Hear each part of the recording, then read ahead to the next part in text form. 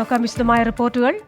ലോകത്താകെ Covid ബാധിച്ച് മരിച്ചവരുടെ എണ്ണം 1,74,508 25,29,094 പേർക്കാണ് ഇതുവരെ രോഗം സ്ഥിരീകരിച്ചത്. 6,65,160 പേർ രോഗം ഭേദമായി ആശുപത്രി വിട്ടു. അതേസമയം കോവിഡ് ബാധിച്ച് ബ്രിട്ടനിൽ നിന്ന് ഒരു മലയാളി കൂടി മരിച്ചു. എറണാകുളം കുറുമശ്ശേരി സ്വദേശി സെബി ദേവസിയാണ് മരിച്ചത്. സതാംപ്ടൺ ജനറൽ ആശുപത്രിയിലായിരുന്നു അന്ത്യം. കോവിഡ് ബാധിച്ച് 24 മണിക്കൂറിനിടെ അമേരിക്കയിൽ 981 പേരാണ് മരിച്ചത്. 9,400 പേർക്ക് പുതുതായി രോഗം സ്ഥിരീകരിച്ചു. 43,495 പേരാണ് കോവിഡ് ബാധിച്ച് അമേരിക്കയിൽ ഇതുവരെ മരിച്ചത്. ബ്രിട്ടനിൽ 828 പേരാണ് 24 മണിക്കൂറിനിടെ മരിച്ചത്. ഇതോടെ ആകെ മരണസംഖ്യ 17,337 രോഗബാധിതരുടെ എണ്ണം 1.5 ലക്ഷത്തിലേക്ക് അടുക്കുന്ന ജർമ്മനിയിൽ 37 പുതിയ മരണങ്ങൾ കൂടി റിപ്പോർട്ട് ചെയ്തു. ഇതോടെ ആകെ മരണസംഖ്യ 4,899 സൗദിയിൽ 24 മണിക്കൂറിനിടെ 1,147 കോവിഡ് കേസുകളും 6 മരണവും റിപ്പോർട്ട് ചെയ്തു. ഇതോടെ രോഗികളുടെ എണ്ണം 11,631 മരണം 106 ജലീൽ കണ്ണമംഗലത്തിന്റെ റിപ്പോർട്ട് കാണാം. കഴിഞ്ഞ 4 ദിവസങ്ങളായി ഓരോ ദിവസവും 1000-ലധികം കോവിഡ് കേസുകളാണ് സൗദിയിൽ റിപ്പോർട്ട് ചെയ്യുന്നത്. മക്കയിൽ മാത്രം 305 പേർക്ക് പുതുതായി കോവിഡ് സ്ഥിരീകരിച്ചു. മദീനയിൽ 299 പേർക്ക് പുതുതായി രോഗം കണ്ടെത്തി. ആരോഗ്യ പ്രവർത്തകരുടെ ഫീൽഡ് പരിശോധന ഊർജിതമായതോടെയാണ് രോഗികളുടെ എണ്ണം കൂടാൻ തുടങ്ങിയത്. ജനവാസം കൂടിയ പ്രദേശങ്ങളിലും ലേബർ ക്യാമ്പുകളിലുമൊക്കെ ശക്തമായ പരിശോധന തുടരുകയാണ്. രാജ്യത്തെ പല ഷോപ്പിംഗ് മാളുകളിലും സന്ദർശകരുടെ താപനില അളക്കാൻ തെർമൽ ക്യാമറകൾ സ്ഥാപിച്ചിട്ടുണ്ട്. അതേസമയം രാജ്യത്ത് റമദാനിൽ കർഫ്യൂ സമയത്തിൽ മാറ്റം വരുത്തി. ഉച്ചയ്ക്ക് ശേഷം 3 മണി മുതൽ രാവിലെ 6 മണി വരെ കർഫ്യൂ പ്രാബല്യത്തിൽ ഉണ്ടായിരുന്ന സ്ഥലങ്ങളിൽ റമദാനിൽ വൈകുന്നേരം 5 മണി മുതൽ രാവിലെ 9 മണി വരെയായിരിക്കും കർഫ്യൂ. രാവിലെ 9 മുതൽ വൈകിട്ട് 5 മണി വരെ ഇവർക്ക് പുറത്തിറങ്ങാം. 24 മണിക്കൂർ കർഫ്യൂ പ്രാബല്യത്തിൽ ഉള്ള സ്ഥലങ്ങളിൽ റമദാനിൽ അവശ്യ സാധനങ്ങൾ വാങ്ങാനും മറ്റും പുറത്തിറങ്ങാനുള്ള സമയം രാവിലെ 9 മണി മുതൽ വൈകുന്നേരം 5 മണി വരെയായിരിക്കും. ഇപ്പോൾ ഇത് രാവിലെ 6 മണി മുതൽ ഉച്ചയ്ക്ക് ശേഷം 3 മണി വരെയാണ്. എന്നാൽ വീടുകൾക്ക് പുറത്തിറങ്ങുന്നതിന് നിരോധനമുള്ള മേഖലകളിൽ ഈ ഇളവ് ലഭിക്കില്ലെന്ന് ആഭ്യന്തര മന്ത്രാലയം അറിയിച്ചു. കർഫ്യൂ സമയത്ത് അവശ്യ സർവീസുകളുടെ ഭാഗമായി പുറത്തിറങ്ങാനുള്ള ഏകീകൃത പാസ് സൗദിയിലെ എല്ലാ ഭാഗത്തും ഇന്നു മുതൽ പ്രാബല്യത്തിൽ വന്നു. ബന്ധപ്പെട്ട മന്ത്രാലയങ്ങളിൽ നിന്നാണ് പാസ് കരസ്ഥമാക്കേണ്ടത്. അതേസമയം കോവിഡ് ബാധിതരുടെ എണ്ണം വർദ്ധിച്ചുകൊണ്ടിരിക്കുന്ന സാഹചര്യത്തിൽ താൽക്കാലിക കരാർ അടിസ്ഥാനത്തിൽ ആരോഗ്യ പ്രവർത്തകരെ ആവശ്യമുണ്ടെന്ന് ജിദ്ദ ആരോഗ്യവകുപ്പ് അറിയിച്ചു. ഡോക്ടർമാരെയും നഴ്സുമാരെയുമെല്ലാം ആവശ്യമുണ്ട്. താൽപ്പര്യമുള്ളവർ ബയോഡാറ്റ ആരോഗ്യ മന്ത്രാലയത്തിലേക്ക് ഇമെയിൽ ചെയ്യണമെന്നും അധികൃതർ ആവശ്യപ്പെട്ടിട്ടുണ്ട്. രാജ്യത്ത് ഇതുവരെ രോഗമുക്തി നേടിയത് 1,640 പേരാണ്. 9,882 പേർ നിലവിൽ ചികിത്സയിലുണ്ട്. ജലീൽ കണ്ണമംഗലം, 24 ജിദ്ദ. UAEയിൽ കോവിഡ് ബാധിച്ചവരുടെ എണ്ണം 7,755 പ്രതിരോധ നടപടികളുടെ ഭാഗമായി റമദാൻ മാസത്തിലെ പരിപാടികളെല്ലാം റദ്ദാക്കി. കൂടുതൽ വിവരങ്ങളുമായി ദുബൈയിൽ നിന്നും ഐശ്വര്യയുടെ റിപ്പോർട്ട്. UAEയിൽ നിന്ന് 490 പേർക്ക് കൂടി COVID-19 സ്ഥിരീകരിച്ചു. ഇതോടെ രാജ്യത്ത് വൈറസ് ബാധിച്ചിരിക്കുന്നവരുടെ എണ്ണം 7,755 ഉയർന്നിരിക്കുകയാണ്. 3 മരണം കൂടി ഇന്ന് റിപ്പോർട്ട് ചെയ്തിട്ടുണ്ട്. 3 ഏഷ്യൻ വംശജരാണ് മരിച്ചതെന്ന് ആരോഗ്യ മന്ത്രാലയം അറിയിച്ചു. ഇതോടെ മരണസംഖ്യ 46 83 പേർ കൂടി സുഖം പ്രാപിച്ചതോടെ ഇതുവരെ ചികിത്സയിലുണ്ടായിരുന്നവരിൽ 1,443 പേർ രോഗമുക്തി നേടിയതായും ആരോഗ്യ മന്ത്രാലയം അറിയിച്ചിട്ടുണ്ട്. എങ്കിലും പൊതുജനങ്ങൾ കൂടുതൽ ജാഗ്രത പാലിക്കണമെന്ന് ആരോഗ്യ മന്ത്രാലയം ഓർമ്മപ്പെടുത്തി. 33,000-ഓളം പരിശോധനകൾ നടത്തിയതിൽ നിന്നുമാണ് 490 പേർക്ക് COVID-19 ഇപ്പോൾ സ്ഥിരീകരിച്ചിരിക്കുന്നത്.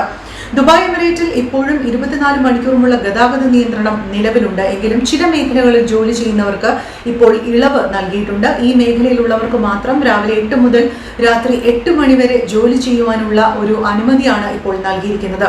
ബിൽഡിംഗ് മെയിൻ്റനൻസുമായി ബന്ധപ്പെട്ട് ജോലി ചെയ്യുന്നവർ, എയർ കണ്ടീഷനിങ്ങുമായി ബന്ധപ്പെട്ട് ജോലി ചെയ്യുന്നവർ, മണി എക്സ്ചേഞ്ച് മേഖല, ഈ മേഖലയിലുള്ളവർക്കാണ് ഇത്തരത്തിലുള്ള ഒരു അനുമതി ഇന്ന് ദുബായ് ഇക്കോണമി നൽകിയിരിക്കുന്നത്. പൊതുജനങ്ങൾ കഴിവതും വീടുകളിൽ തന്നെ കഴിയണം എന്ന നിർദ്ദേശം വീണ്ടും ഓർമ്മപ്പെടുത്തുന്നുണ്ട്. മാസ്കും ഗ്ലൗസും പുറത്തിറങ്ങുമ്പോൾ നിർബന്ധമായും ധരിച്ചിരിക്കണമെന്ന നിയമവും നിലവിലുണ്ട്. നിയമം ലംഘിക്കുന്നവർ കനത്ത പിഴ നൽകേണ്ടി വരും എന്നും കൂടി ഓർമ്മപ്പെടുത്തുന്നുണ്ട്. റമദാൻ മാസവുമായി ബന്ധപ്പെട്ട ചില തീരുമാനങ്ങളും കൂടി കൗൺസിൽ അറിയിച്ചിട്ടുണ്ട്. റമദാൻ മാസത്തിൽ റമദാൻ ടെന്റുകൾക്ക് നൽകിയിരുന്ന അനുവാദമെല്ലാം തന്നെ ഇപ്പോൾ റദ്ദാക്കിയിരിക്കുകയാണ്. റമദാനുമായി ബന്ധപ്പെട്ട് നടത്തേണ്ടിയിരുന്ന എല്ലാ പരിപാടികളും റദ്ദാക്കിയിരിക്കുകയാണ്. പള്ളികളുടെ പുറത്ത് ഭക്ഷണപ്പൊതികൾ വിതരണം ചെയ്യുന്നതും ഒന്നും തന്നെ അനുമതി നൽകുന്നതല്ല. പ്രാർത്ഥനകളെല്ലാം തന്നെ വീടുകളിലായിരിക്കണമെന്നും കൂടി ഓർമ്മപ്പെടുത്തുന്നുണ്ട്. പ്രതിരോധ നടപടികളെല്ലാം തന്നെ കൂടുതൽ ഇപ്പോൾ ശക്തമാക്കുന്നു. ഐശ്വര്യ, 24 ദുബായ്. മക്കയിൽ കോവിഡ് ബാധിതരുടെ എണ്ണം 3000-ഓട് അടുക്കുന്നു. കഴിഞ്ഞ 5 ദിവസങ്ങളിൽ മാത്രം 1600-ഓളം പേർക്കാണ് മക്കയിൽ രോഗം കണ്ടെത്തിയത്. മദീന, റിയാദ്, ജിദ്ദ നഗരങ്ങളാണ് രോഗികളുടെ എണ്ണത്തിൽ ഇപ്പോൾ മുൻപിലുള്ളത്. സൗദിയുടെ 23 പ്രദേശങ്ങളിലാണ് ഇന്ന് കോവിഡ് സ്ഥിരീകരിച്ചത്. പുതുതായി സ്ഥിരീകരിച്ച 1147 പേരിൽ 305 പേർ മക്കയിലും 299 പേർ മദീനയിലുമാണ്. മക്കയിൽ ജനങ്ങൾ തിങ്ങി താമസിക്കുന്ന കേന്ദ്രങ്ങളിൽ നടത്തിയ ഫീൽഡ് പരിശോധനകളിലൂടെ ആയിരക്കണക്കിന് രോഗികളെ ആരോഗ്യവകുപ്പ് കണ്ടെത്തി. കഴിഞ്ഞ 5 ദിവസത്തിനിടെ മാത്രം 1598 പേർക്കാണ് ഇവിടെ കോവിഡ് സ്ഥിരീകരിച്ചത്. ജിദ്ദയിൽ 171, റിയാദിൽ 148, ഹുഫൂഫിൽ 138, തായിഫിൽ 27, ജുബൈലിൽ 12, തബൂക്കിൽ 10, കുലൈസിൽ 8, ബുറൈദയിൽ 6, ദമാമിൽ 5, മക്വയിൽ 3, ഉനൈസ, അൽഹദ, അറാർ, ദഹ്റാൻ എന്നിവിടങ്ങളിൽ 2 വീതവും, മഹായിൽ, അൽജൂഫ്, കുൻഫുദ, കൊറിയാത്ത്, സബ്തൽ അലായ, അൽഖുറൈ, അൽബാഹ എന്നിവിടങ്ങളിൽ ഓരോരുത്തർക്കും പുതുതായി കോവിഡ് സ്ഥിരീകരിച്ചു. മക്കയിൽ 3, റിയാദിൽ 2, ജിദ്ദയിൽ 1 പുതുതായി മരിച്ചത്. ഇതിൽ 5 പേർ സൗദികളും 1 വിദേശിയുമാണ്. 11631 പേർക്കാണ് ഇതുവരെ സൗദിയിൽ കോവിഡ് സ്ഥിരീകരിച്ചത്. മക്കയിൽ കോവിഡ് സ്ഥിരീകരിക്കപ്പെട്ടവരുടെ എണ്ണം 2857, റിയാദിൽ 2358, മദീനയിൽ 2008, ജിദ്ദയിൽ 1935 വർദ്ധിച്ചു. മക്കയിൽ മരിച്ചവരുടെ എണ്ണം 40, മദീനയിൽ 32. 24 ജിദ്ദ. മക്കയിലും മദീനയിലുമുള്ള ഹറം പള്ളികളിലെ റമദാൻ പദ്ധതിക്ക് അന്തിമ രൂപമായി. കൊറോണ വ്യാപനത്തിന്റെ പശ്ചാത്തലത്തിൽ ഇരു പള്ളികളിലും വിശ്വാസികൾക്കുള്ള നിയന്ത്രണം റമദാനിലും തുടരും. നിസ്കാരവും മറ്റ് ആരാധനാകർമ്മങ്ങളും പള്ളിയുമായി ബന്ധപ്പെട്ട കുറഞ്ഞ ആളുകളിൽ ഒതുങ്ങും. റമദാനിൽ മക്കയിലും മദീനയിലും നടത്തിവരുന്ന സമൂഹ ഇഫ്താർ ഇത്തവണ ഉണ്ടാകില്ലെന്നും ഇതിനു പകരം ഇരു നഗരങ്ങളിലുമുള്ള അർഹരായവർക്ക് ഇഫ്താർ കിറ്റുകൾ വിതരണം ചെയ്യുമെന്നും ഹറം കാര്യ വിഭാഗ മേധാവി ഷെയ്ഖ് അബ്ദുറഹ്മാൻ അൽ സുദൈസ് അറിയിച്ചു. ഹറം പള്ളികളിൽ റമദാനിൽ തറാവി നിസ്കാരം ഉണ്ടായിരിക്കുമെന്നും എന്നാൽ നിസ്കാരത്തിന്റെ ദൈർഘ്യം പകുതിയായി കുറയ്ക്കുമെന്നും സുദൈസ് അറിയിച്ചു. 20 റക്കായത്തിനു പകരം 10 റക്കായത്തായിരിക്കും ഇത്തവണ നിസ്കരിക്കുക. 2 ഇമാമുമാരിൽ ഒരാൾ 6 റക്കായത്തിനും ഒരാൾ 4 റക്കായത്തിനും നേതൃത്വം നൽകും. ഹറം കാര്യവകുപ്പ് ജീവനക്കാരും സുരക്ഷാ ഉദ്യോഗസ്ഥരും പള്ളിയിലെ ശുചീകരണ തൊഴിലാളികളും മാത്രമേ നിസ്കാരങ്ങളിൽ പങ്കെടുക്കുകയുള്ളൂ. കൊറോണ വ്യാപനത്തിന്റെ പശ്ചാത്തലത്തിൽ പുറത്തുള്ള വിശ്വാസികൾക്ക് ഹറം പള്ളികളിൽ പ്രവേശിക്കുന്നതിനുള്ള നിയന്ത്രണം തുടരും. അതുകൊണ്ട് തന്നെ റമദാനിൽ ഹറം പള്ളികളിൽ ഇഅ്തികാഫ് അഥവാ ഭജനമിരിക്കാനും ഇത്തവണ തീർത്ഥാടകർക്ക് സാധിക്കില്ല. ഹറം പള്ളികളിൽ വിശ്വാസികളുടെ താപനില അളക്കാനായി തെർമൽ ക്യാമറകൾ സ്ഥാപിച്ചിട്ടുണ്ട്. ലോകത്തിന്റെ വിവിധ ഭാഗങ്ങളിൽ നിന്നും ദശലക്ഷക്കണക്കിന് വിശ്വാസികളാണ് ഓരോ വർഷവും റമദാനിൽ ഉംറ നിർവഹിക്കാനും പ്രാർത്ഥനയ്ക്കും ഇഅ്തികാഫിരിക്കാനുമായി ഹറം പള്ളികളിൽ എത്തിയിരുന്നത്. രാജ്യത്തെ മറ്റെല്ലാ പള്ളികളും റമദാൻ മാസത്തിൽ അടഞ്ഞുകിടക്കും. റമദാൻ ആരംഭിക്കാൻ ഇനി 3 ദിവസം മാത്രമാണ് അവശേഷിക്കുന്നത്. വ്യാഴാഴ്ച രാത്രി മാസപ്പിറവി കാണുന്നവർ അറിയിക്കണമെന്ന് സൗദി സുപ്രീം ജുഡീഷ്യൽ കൌൺസിൽ അറിയിച്ചിട്ടുണ്ട്.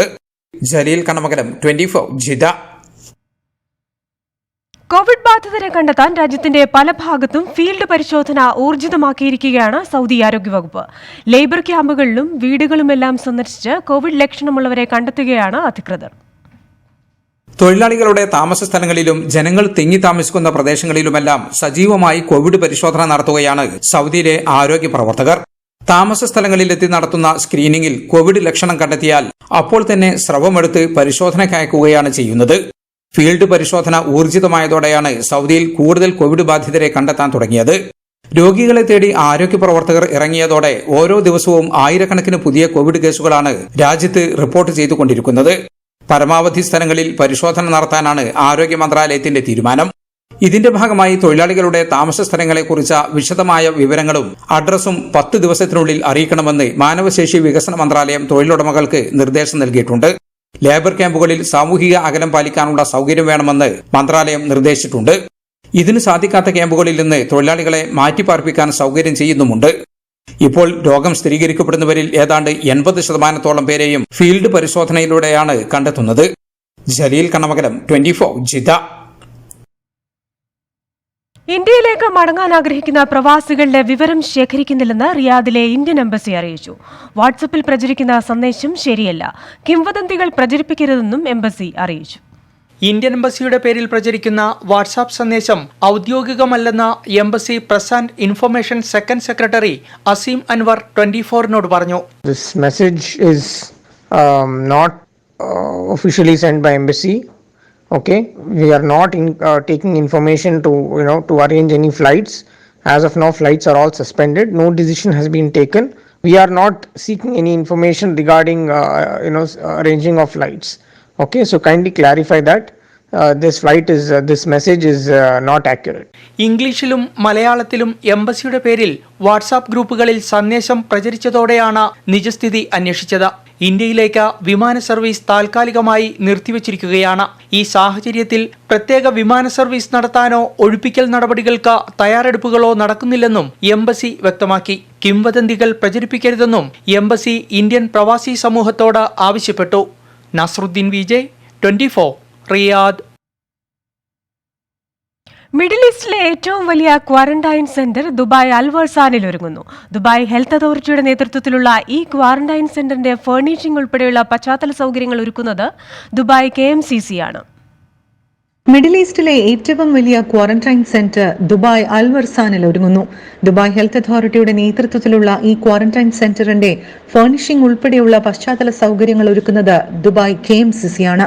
13,000-ഓളം ആളുകളെ ഇവിടെ പാർപ്പിക്കാൻ സാധിക്കും. 26 യൂണിറ്റുകളായിട്ടാണ് ഇതിന്റെ പ്രവർത്തനം പുരോഗമിക്കുന്നത് എന്ന് ദുബായ് KMCCയുടെ മുൻ പ്രസിഡന്റ് അൻവർ നാഹ 24-നോട് പറഞ്ഞു. മിഡിൽ ഈസ്റ്റിലെ തന്നെ ഏറ്റവും വലിയ കോവിഡ് കെയർ സെന്ററാണ് ദുബായിലെ അൽവർസാനിൽ ഒരുങ്ങിക്കൊണ്ടിരിക്കുന്നത്. 13,000-ഓളം ആളുകൾക്കുള്ള സംവിധാനങ്ങളാണ് അവിടെ ഒരുങ്ങുന്നത്. 26 യൂണിറ്റുകളായിട്ടാണ് അതിൻ്റെ പ്രവർത്തനം പുരോഗമിക്കുന്നത്.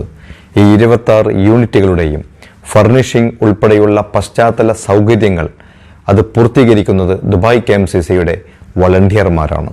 വളരെ ചുരുങ്ങിയ ദിവസങ്ങൾക്കുള്ളിൽ ഇൻറ്റൻസീവായിട്ടുള്ള പ്രവർത്തനങ്ങളിലൂടെയാണ് അവർ അത് പൂർത്തീകരിച്ചത്. വിവിധ യൂണിറ്റുകൾ അതിൻ്റെ മേൽനോട്ടത്തിന് വേണ്ടി ദുബായിലുള്ള വിവിധ ഹെൽത്ത് പ്രൊവൈഡേഴ്സിന് കൈമാറിയിട്ടുണ്ട്. ആധുനിക രീതിയിലുള്ള ചികിത്സയും നൂതനമായ സാങ്കേതിക വിദ്യയിലുള്ള പരിശോധനാ കേന്ദ്രവും ഉൾപ്പെടുത്തിക്കൊണ്ടാണ് ഈ കോവിഡ് കെയർ സെന്റർ ഒരുങ്ങുന്നത്. KMCCയുടെ നേതൃത്വത്തിലുള്ള 250-ഓളം സന്നദ്ധ പ്രവർത്തകരാണ് ഇതിനായി അധ്വാനിക്കുന്നത്. ഐശ്വര്യ, 24, ദുബായ്. കോവിഡ് ദുരിതബാധിതർക്ക് കാരുണ്യത്തിന്റെ കൈത്താങ്ങ് തീർത്ത് Indian cultural foundation Abu Dhabi. Dubai, Sharjah തുടങ്ങിയ സ്ഥലങ്ങളിൽ പ്രതിസന്ധിയിൽപ്പെട്ടവരെ സഹായിക്കാൻ വിവിധ കർമ്മ പദ്ധതികളാണ് ICF ഒരുക്കിയിരിക്കുന്നത്. മഹാമാരിയുടെ ദുരിതം അനുഭവിക്കുന്നവർക്ക് സേവനവുമായി UAEയുടെ വിവിധ ഭാഗങ്ങളിലാണ് ICF സാന്ത്വന പ്രവർത്തനങ്ങൾ നടത്തുന്നത്. പ്രവാസികൾക്കിടയിൽ COVID-19 രോഗം സ്ഥിരീകരിച്ചതു മുതൽ ICF പോസിറ്റീവ് റിപ്പോർട്ട് ചെയ്തവർക്കുള്ള നിർദ്ദേശങ്ങളും ക്വാറന്റൈൻ സഹായങ്ങളും നൽകുന്നതോടൊപ്പം പാചകം ചെയ്ത ഭക്ഷണവും അവശ്യ മരുന്നുകളും ഭക്ഷണ കിറ്റുകളും ദിവസവും വിതരണം ചെയ്തു വരുന്നു. ജോലിയില്ലാത്തവരും വിസിറ്റ് വിസയിലെത്തി കാലാവധി തീർന്നവരും ചിലവിന് കാശില്ലാത്തവരുമായ ആളുകൾക്ക് ആവശ്യമായ ആശ്വാസ പ്രവർത്തനങ്ങളും നടത്തുന്നുണ്ട്. UAEയിൽ ആയിരക്കണക്കിന് പേർക്കാണ് ദിനംപ്രതി സംഘടന ആശ്വാസം എത്തിക്കുന്നത്. ഗവൺമെന്റ് വകുപ്പുകളും നിയമപാലകരുമായി സഹകരിച്ചുകൊണ്ട് വോളണ്ടിയർ പിന്തുണയും നൽകുന്നു. വിവിധ ഭാഷകളിൽ പ്രാവീണ്യമുള്ള വോളണ്ടിയർമാരാണ് സേവന രംഗത്തുള്ളത്. ICF നാഷണൽ കമ്മിറ്റി ഇതിനായി പ്രത്യേക സെൽ രൂപപ്പെടുത്തിയിട്ടുണ്ട്. ഇന്ത്യൻ ഗ്രാൻഡ് മുഫ്തി സുൽത്താനുൽ ഉലമ കാന്തപുരം AP അബൂബക്കർ മുസ്ലിയാർ നേതൃത്വം നൽകുന്ന കേരള മുസ്ലിം ജമാഅത്തിന്റെയും അതിന്റെ പ്രവാസ ഘടകമായ ICFന്റെ സാന്ത്വന പ്രവർത്തനങ്ങൾ UAEയിൽ ഒട്ടേറെ പേർക്കാണ് ആശ്വാസം നൽകുന്നത്.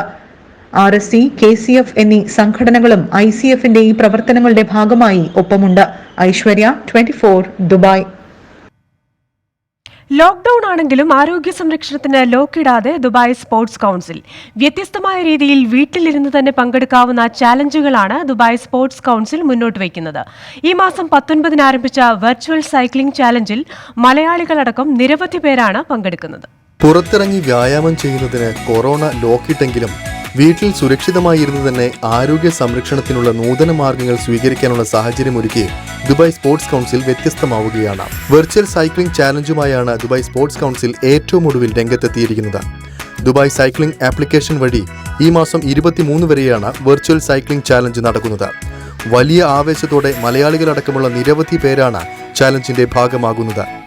ലോക്ക്ഡൌൺ ആണെങ്കിലും ആരോഗ്യം വിട്ടൊരു കളിക്കും തയ്യാറല്ല എന്ന് സജിൻ ഗംഗാധരൻ പറഞ്ഞു. കൊറോണ വൈറസ് സ്പ്രെഡ് ചെയ്ത് തടയാൻ വേണ്ടി ജിമ്മും സൈക്ലിംഗ് ട്രാക്കും ക്ലോസ് ചെയ്തിട്ടുള്ള ഈ സാഹചര്യത്തിൽ ഒരു നല്ല ആക്റ്റീവ് ലൈഫ് സ്റ്റൈൽ പ്രൊമോട്ട് ചെയ്യാൻ വേണ്ടി ദുബായ് ഗവൺമെന്റിന്റെ ഈ ഓരോ സംരംഭവും എത്ര അഭിനന്ദിച്ചാലും മതിയല്ല.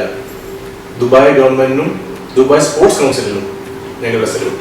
85 കിലോമീറ്ററുള്ള അൽഖുദ്ര ട്രാക്കിലൂടെയാണ് വെർച്വൽ യാത്രയുടെ ആദ്യഘട്ടം നടന്നത്. മറ്റ് 4 ഘട്ടങ്ങളിൽ Nad Al Sheba, Hatta green loop, Jumeirah kite beach, Mushrif park എന്നിവിടങ്ങളിലൂടെ യാത്ര ചെയ്യാം. അല്പം മനസ്സുവെച്ചാൽ വീട്ടിലിരുന്ന് തന്നെ ഈ ലോക്ക്ഡൌൺ കാലത്തും ആരോഗ്യ സംരക്ഷണം സാധ്യമാണെന്ന് തെളിയിക്കുകയാണ് ഇവർ. Arun Parattu, 24 Dubai. Bank account വിവരങ്ങൾ ചോദിച്ചറിഞ്ഞ് പണം തട്ടുന്ന സംഘം വിലസുന്നതായി റിപ്പോർട്ട്. കോവിഡിനിടയിൽ ഇത്തരം സൈബർ ദുരന്തങ്ങൾക്ക് ഇരയാകുന്നവരുടെ എണ്ണവും സൗദിയിൽ വൻതോതിൽ വർദ്ധിച്ചു വരുന്നതായി ബാങ്കിംഗ് രംഗത്തുള്ളവർ തന്നെ പറയുന്നു.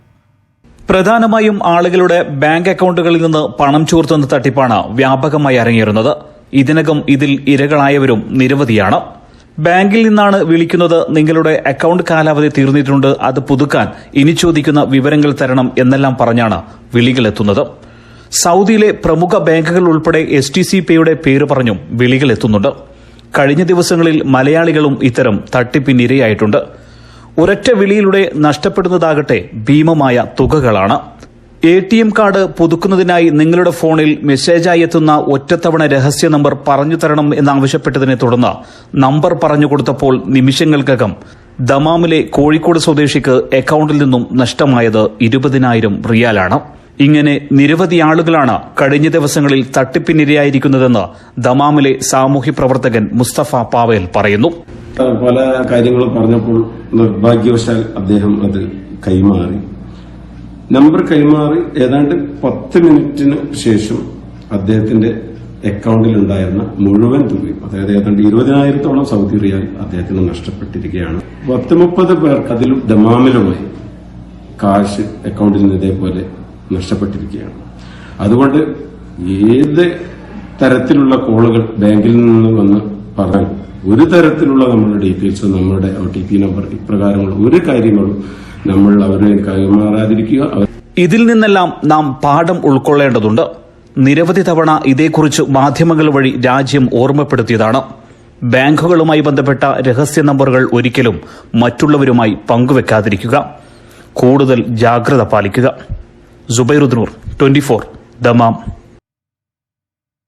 വിദേശങ്ങളിൽ കുടുങ്ങിക്കിടക്കുന്നവരെ ഇപ്പോൾ തിരികെ എത്തിക്കാൻ കഴിയില്ലെന്ന കേന്ദ്ര സർക്കാർ നിലപാടിൽ ഇടപെടാനില്ലെന്ന് സുപ്രീം കോടതി. അമേരിക്ക, ഇറാൻ, യൂറോപ്യൻ യൂണിയനിലെ മോൾഡോവ എന്നിവിടങ്ങളിൽ കുടുങ്ങിക്കിടക്കുന്ന ഇന്ത്യക്കാരെ തിരികെ എത്തിക്കണമെന്ന ഹർജികൾ പരിഗണിക്കുകയായിരുന്നു കോടതി. വിമാന സർവീസുകൾ തുടങ്ങാൻ സാഹചര്യമൊരുങ്ങുമ്പോൾ അവരെ തിരികെ എത്തിക്കും. തങ്ങൾ ആവശ്യപ്പെട്ടാലും ഇപ്പോൾ കൊണ്ടുവരാൻ കഴിയാത്ത സാഹചര്യമാണെന്നും ജസ്റ്റിസ് NV രമണ അധ്യക്ഷനായ ബെഞ്ച് വ്യക്തമാക്കി. വിമാനമിറക്കാനും ചികിത്സാ സൌകര്യങ്ങൾ ഒരുക്കാനും കേരളം തയ്യാറാണെന്ന വാദം കോടതി തള്ളി. അതേസമയം ഇറാനിൽ കുടുങ്ങിയ 1000 മത്സ്യത്തൊഴിലാളികൾക്ക് ഭക്ഷണം പോലും ലഭിക്കുന്നില്ല തുടങ്ങിയ പ്രശ്നങ്ങൾ എംബസിയെ അറിയിക്കാനും നടപടിയെടുക്കാനും കേന്ദ്രത്തിന് കോടതി നിർദ്ദേശം നൽകി. വിദേശ രാജ്യങ്ങളിലുള്ള പ്രവാസികളുടെ കാര്യത്തിൽ കേന്ദ്ര സർക്കാർ എന്ത് നടപടി സ്വീകരിച്ചെന്ന് വ്യക്തമാക്കണമെന്ന് ഹൈക്കോടതി. പ്രവാസികൾ തിരിച്ചെത്തുന്നത് കണക്കാക്കി എന്തൊക്കെ ഒരുക്കങ്ങൾ നടത്തിയെന്ന് സംസ്ഥാന സർക്കാരും സത്യവാങ്മൂലം നൽകണം. പ്രവാസികളെ നാട്ടിലേക്ക് എത്തിക്കാൻ അടിയന്തര നടപടി ആവശ്യപ്പെട്ട് ദുബായ് KMCC സമർപ്പിച്ച ഹർജിയിലായിരുന്നു കോടതിയുടെ ആവശ്യം. മാനുഷിക പരിഗണന വെച്ച ചികിത്സാ ആവശ്യങ്ങൾക്കെങ്കിലും പ്രവാസികളെ നാട്ടിലേക്ക് എത്തിക്കണമെന്നായിരുന്നു ഹർജിക്കാർ ആവശ്യപ്പെട്ടത്. മുൻഗണനാക്രമം നിശ്ചയിച്ച രാജ്യത്തേക്ക് വരാൻ അനുവദിച്ചാൽ മതിയെന്നും KMCC ആവശ്യപ്പെട്ടു. കോവിഡ് പ്രതിരോധത്തിൽ ഏറ്റവും മികച്ച നിലയിൽ പ്രവർത്തിക്കുന്ന സംസ്ഥാനത്തിന് അതിന്റെ ആനുകൂല്യം നൽകണമെന്നും ഹർജിക്കാരൻ അഭ്യർത്ഥിച്ചു. അതേസമയം പ്രവാസികളെ ഇപ്പോൾ തിരിച്ചെത്തിക്കാനാവില്ലെന്ന നിലപാടാണ് കേന്ദ്ര സർക്കാർ ആവർത്തിച്ചത്. പ്രവാസികളുടെ ക്ഷേമത്തിനായി എല്ലാ എംബസികളിലും നോഡൽ ഓഫീസർമാരെ നിയമിച്ചിട്ടുണ്ട്. മെഡിക്കൽ സഹായവും ടെലിഫോൺ വഴിയുള്ള സേവനങ്ങളും നൽകുന്നുണ്ടെന്നും കേന്ദ്ര സർക്കാർ അറിയിച്ചു. എന്നാൽ സഹായം നൽകിയെന്ന വാക്കാൽ പറഞ്ഞതുകൊണ്ടായില്ലെന്നും അത് സത്യവാങ്മൂലമായി നൽകണമെന്നും കോടതി ആവശ്യപ്പെട്ടു. പ്രവാസികൾ തിരിച്ചെത്തുന്നത് കണക്കാക്കി എന്തൊക്കെ ഒരുക്കങ്ങൾ നടത്തിയെന്ന് വ്യക്തമാക്കി സംസ്ഥാന സർക്കാരും റിപ്പോർട്ട് സമർപ്പിക്കണം. എസ് ശ്രീകാന്ത്, 24 കൊച്ചി. ഗൾഫ് ഫോക്കസിൽ ഇനിയൊരു ഇടവേളയാണ്.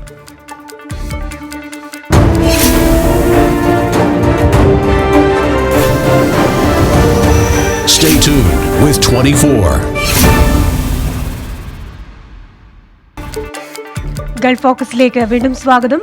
കോവിഡ് വ്യാപനത്തിന്റെ പശ്ചാത്തലത്തിൽ ബഹ്റൈനിൽ നിയന്ത്രണങ്ങൾ കൂടുതൽ കർശനമാക്കി. ഏപ്രിൽ 23 വൈകിട്ട് 7 മുതൽ മെയ് 7 വരെയാണ് നിയന്ത്രണങ്ങൾ. ഇതനുസരിച്ച് ആളുകളുമായി നേരിട്ടിടപെടുന്ന വാണിജ്യ സ്ഥാപനങ്ങളിൽ ഓൺലൈൻ സേവനം മാത്രമാണ് ലഭ്യമാവുകയെന്ന് വാണിജ്യ വ്യവസായ വിനോദസഞ്ചാര മന്ത്രി സായിദ് ബിൻ റാഷിദ് അൽ സയാനി വാർത്താസമ്മേളനത്തിൽ പറഞ്ഞു. ബഹ്റൈനിൽ പുതുതായി 45 പേർക്ക് കൂടി കോവിഡ് സ്ഥിരീകരിച്ചു. ഇവരിൽ 20 പേർ വിദേശ തൊഴിലാളികളാണ്. മറ്റ് 20 പേർക്ക് സമ്പർക്കത്തിലൂടെയാണ് രോഗം പകർന്നത്. കോവിഡ് നിയന്ത്രണങ്ങൾ വീണ്ടും കർശനമാക്കി ബഹ്റൈൻ. ഏപ്രിൽ 23 വൈകിട്ട് 7 മുതൽ മെയ് 7 വരെയാണ് നിയന്ത്രണങ്ങൾ. ഇതനുസരിച്ച് ആളുകളുമായി നേരിട്ടിടപെടുന്ന വാണിജ്യ സ്ഥാപനങ്ങളിൽ ഓൺലൈൻ സേവനം മാത്രമാണ് ലഭ്യമാവുകയെന്ന് വാണിജ്യ വ്യവസായ വിനോദസഞ്ചാര മന്ത്രി സയ്യിദ് ബിൻ റാഷിദ് അൽ സയാനി വാർത്താ സമ്മേളനത്തിൽ പറഞ്ഞു. സിനിമാശാലകൾ, സ്വകാര്യ കായിക കേന്ദ്രങ്ങൾ, സ്വകാര്യ നീന്തൽക്കുളങ്ങൾ, സെലൂണുകൾ എന്നിവ അടച്ചിടും. ശീഷ കഫേകളിൽ ഭക്ഷണം മാത്രം ടേക്ക് അവേ ഡെലിവറി രീതിയിൽ നൽകാം. റെസ്റ്റോറന്റുകൾ, കാറ്ററിംഗ് സ്ഥാപനങ്ങൾ എന്നിവിടങ്ങളിലും ടേക്ക് അവേ ഡെലിവറി മാത്രമാണ് ഉണ്ടാവുക. കോവിഡിനെ തുടർന്നുള്ള യാത്രാവിലക്ക് കാരണം നാട്ടിൽ പോകാതെ വരികയും വിസ കാലാവധി കഴിയുകയും ചെയ്തവരുടെ വിസ കാലാവധി നീട്ടിക്കൊടുക്കാൻ തീരുമാനിച്ചതായി public security chief lieutenant general Tariq Al Hasan അറിയിച്ചു. വിസ കാലാവധി നീട്ടുന്നതിന് ആളുകൾ പ്രത്യേക അപേക്ഷ നൽകേണ്ടതില്ല. സൗജന്യമായാണ് വിസ കാലാവധി നീട്ടുന്നത്. കോവിഡ് പ്രതിരോധ പ്രവർത്തനങ്ങൾക്കുള്ള എക്സിക്യൂട്ടീവ് കമ്മിറ്റിയുടെ ചൊവ്വാഴ്ച ചേർന്ന യോഗത്തിലാണ് ഈ തീരുമാനമുണ്ടായത്. പരിശുദ്ധ റമദാൻ മാസത്തിൽ ഇഫ്താർ സംഗമങ്ങളും ഗബ്കകളും പാടില്ലെന്ന് ആരോഗ്യമന്ത്രി വാർത്താ സമ്മേളനത്തിൽ വ്യക്തമാക്കി. നോമ്പുതുറ കുടുംബങ്ങളിൽ മാത്രം ഒതുക്കണം. സക്കാത്ത് ഇ പേയ്മെന്റ് വഴി മാത്രമേ പാടുള്ളൂ. പൊതുജനാരോഗ്യവും സുരക്ഷയും മുൻനിർത്തിയാണ് ഈ നിയന്ത്രണങ്ങളെന്നും എല്ലാവരും ഇതിനോട് സഹകരിക്കണമെന്നും മന്ത്രി ആഹ്വാനം ചെയ്തു. രോഗമുക്തി നേടുന്നവരുടെ എണ്ണം ദിനംപ്രതി വർദ്ധിക്കുന്നതിൽ വളരെ സന്തോഷമുണ്ടെന്ന് ഡോക്ടർ ജമീല സൽമാൻ വ്യക്തമാക്കി. ഇതുവരെയായി 1343 പേര് രോഗമുക്തി നേടി. നിലവിൽ ചികിത്സയിലുള്ളവരുടെ എണ്ണം 1162 ആണ്. നിയന്ത്രണങ്ങളുമായി സഹകരിച്ച് രോഗബാധയ്ക്ക് തടയിടുവാൻ എല്ലാവരും ഒത്തൊരുമിച്ച് പ്രയത്നിക്കണമെന്ന് അവർ ആവശ്യപ്പെട്ടു. Jomon Kurisinkal, 24 Bahrain. Gulf focus ഇവിടെ പൂർണ്ണമാവുകയാണ്. Good night.